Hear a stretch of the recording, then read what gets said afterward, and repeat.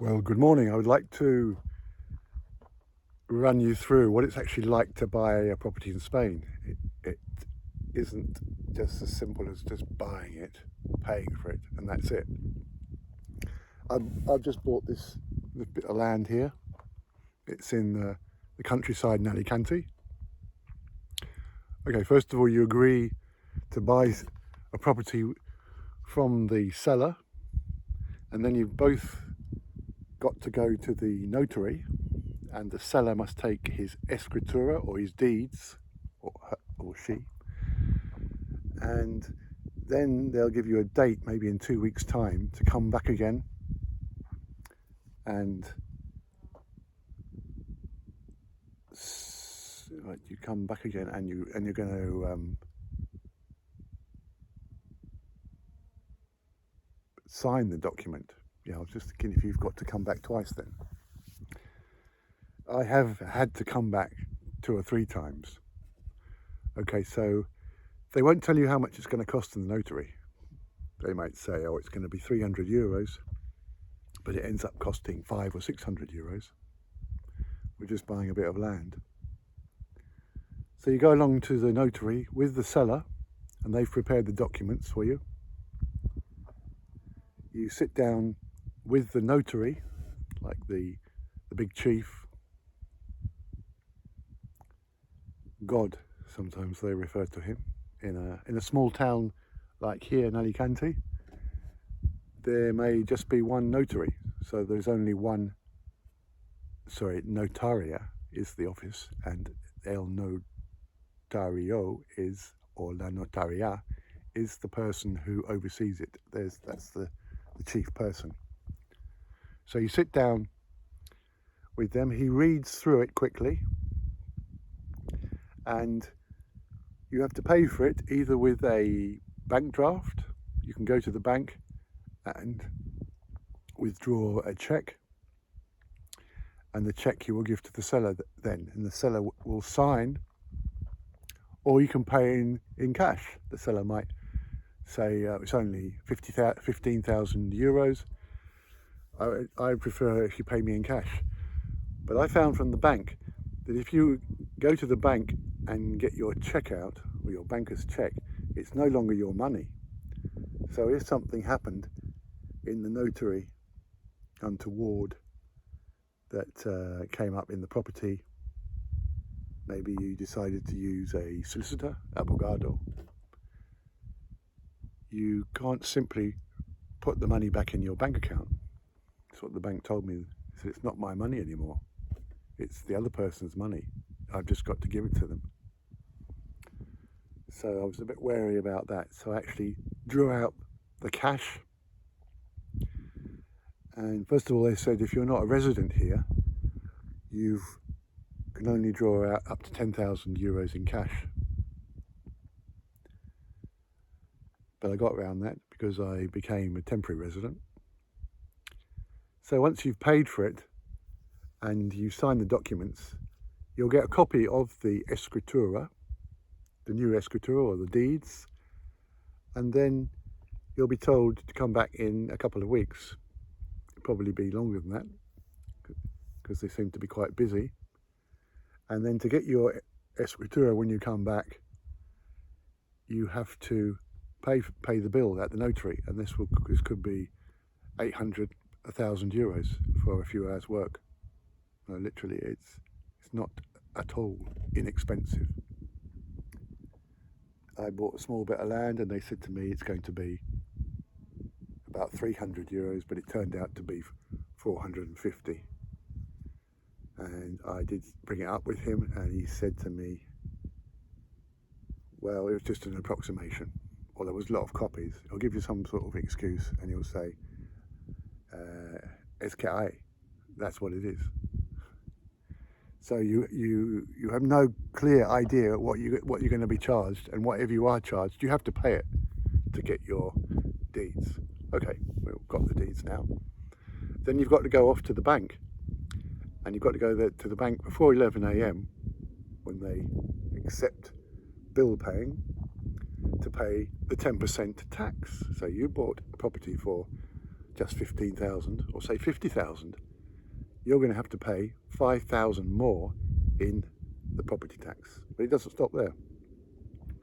So you go to the bank, you pay the tax, they give you 3 copies of these forms that the notary's given you, and then you've got to go to the Registro de Propiedad, the land registry. So you go along to that office with your receipts from the bank and they'll liquidate it, liquidar. That means they'll certify and check that you've paid the 10% tax, which is a lot, isn't it, on just buying a property, 10%. And then if it's sold again, there's another 10%. So both parties have got to have made 20%, for example, just to stand still, just to be where they were. So I think that breaks the property market a bit in Spain. Okay, so we go along to the Registro de Propiedad and you deposit your deeds. What I actually had to do was get my land remeasured because the man I bought it from, who was 84, he manifested that there was more land than was on the catastral. So the catastral said there was, for example, 72,000 square meters, but he said no, there's 90,000 square meters, and it's yours. You must get it. Now, to get it, I had to employ a technico or a land engineer from the countryside who's certified by the government. So you have to get the seller to come and mark the land. The land doesn't have fences. It has mojones, or little piles of rocks, or rocks which have been there centuries. We had to mark them with paint and walk around the whole area of land. And then I had to he had to come back again, and he bought these wooden piquetes, they're called, wooden stakes to go in the ground, but they wouldn't go in the ground because it was mostly rock. You see, it's quite rocky here. You see. So the bill for him was 700 euros, but he wouldn't tell me what it was in the beginning. He said, oh, well, we'll talk about that later, don't worry, it won't be much. So 700 euros to him. Then I got the revised report back in triplicate.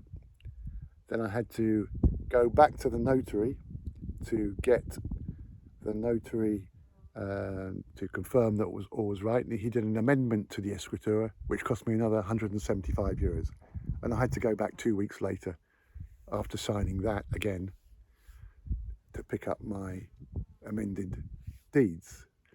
So after having it liquidated in the registry of the property register, Registro de Propiedad, I had to go back there again. You have to pay this tax, the 10% tax, within a month, or there will be a fine.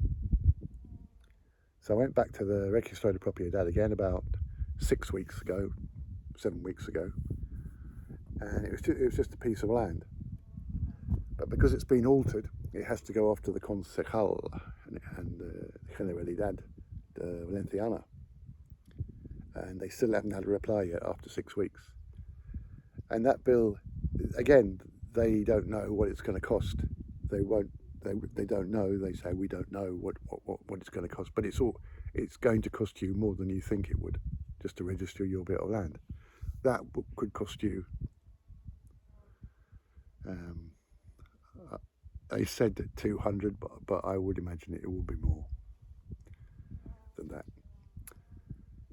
And then so the Registry of Propiedad will register it in your name, even though it's already in your name on Catastral. You can go onto the government website and you can see with Catastral, you can put in your name and your ID number, and it will let you go in with your digital password, which you get for the town hall. That's how you go into the government websites, pay your taxes, etc., pay fines, renew your driving license. You need this digital passcode. Contraseña digital. Password digital, yes. So you can go onto the government website. It starts, you can go SIP Valenciana, or there is, if you just look for the registry site, there is some elements there that you need to get to know and how it works, but I've found that out. So you can go into your name and you can see the properties in your name, and it should be there by then. When you bought it in the notary has told Catastral, which is the government, also another sort of registry of properties, that it's now in your name. It'll have a long number, but as I said, all the land wasn't there. They hadn't quite done it correctly, so that's why I had to get it remeasured,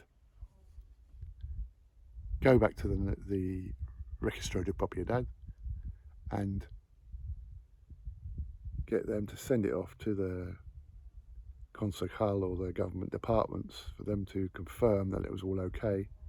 So I'm still waiting for that to come back. So it's been getting on for 3 months now, and I've still not got the final deeds in my name, La Escritura, but that's how the process works. So you see these beautiful flats and webs of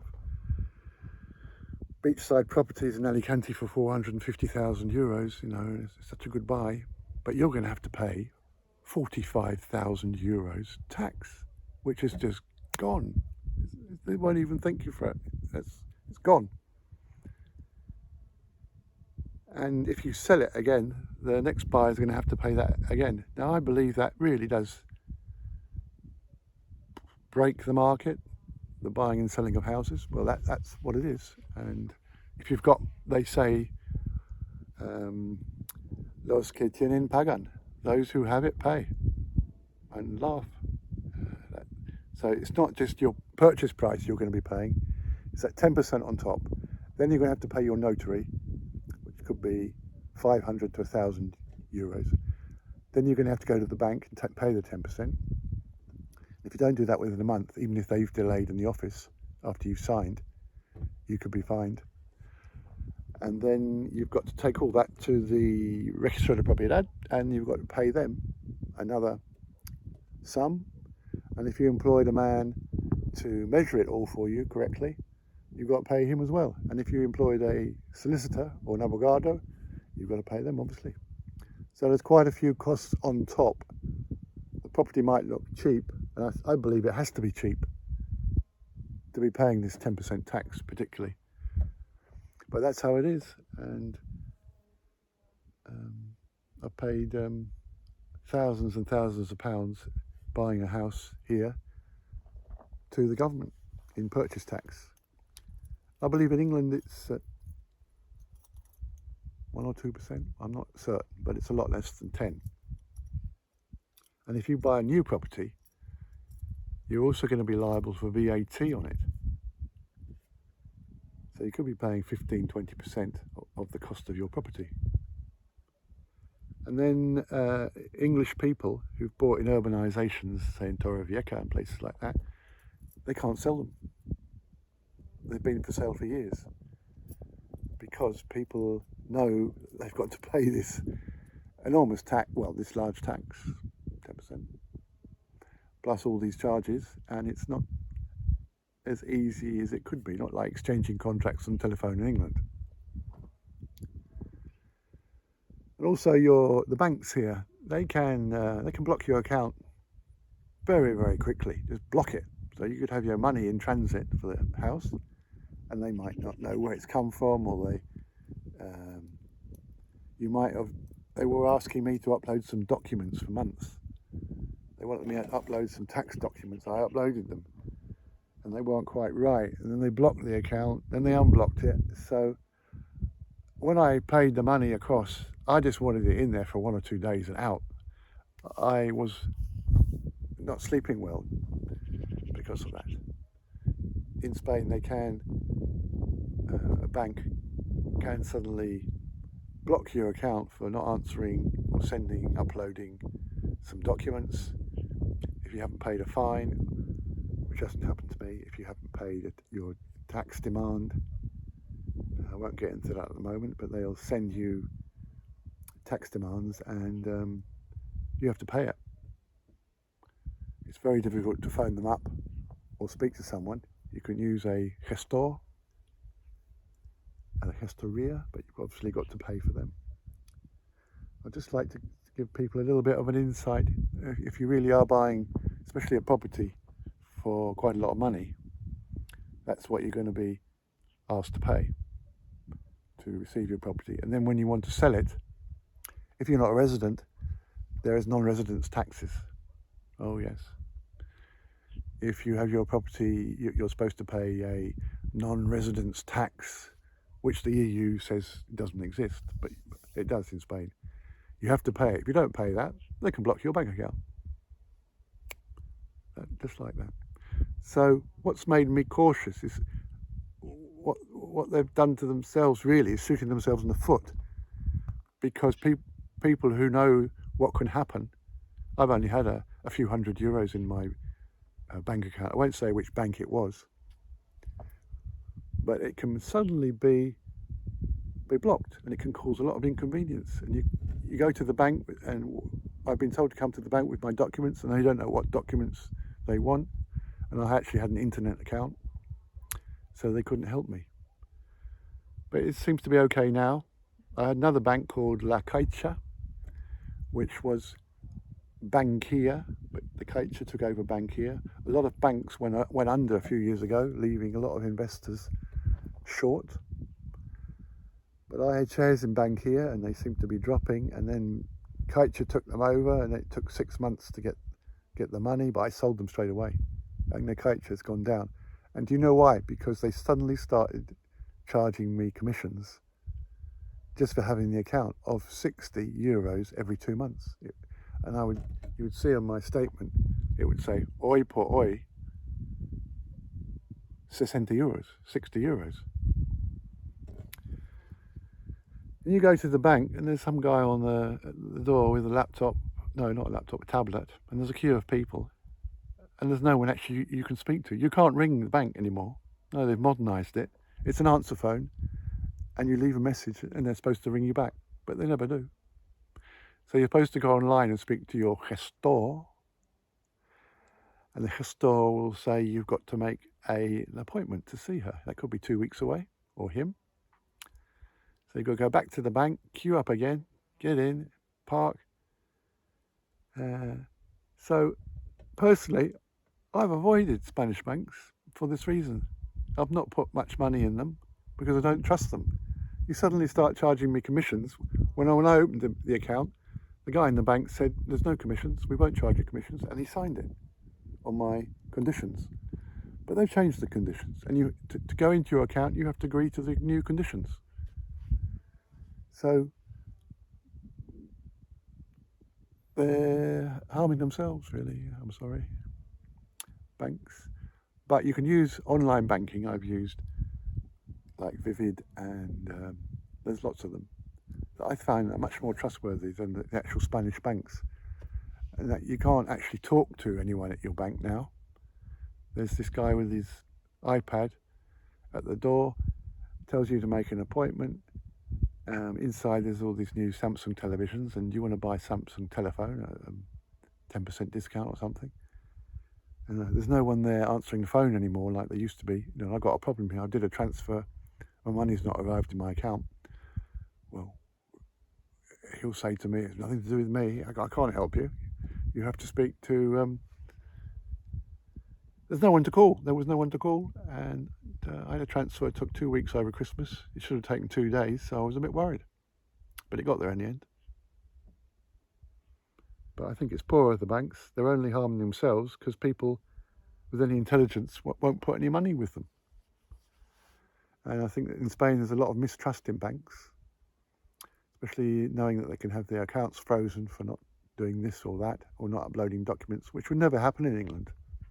Never block your account unless it was something, you know, really extreme, that, or they thought your card was being compromised or robbed.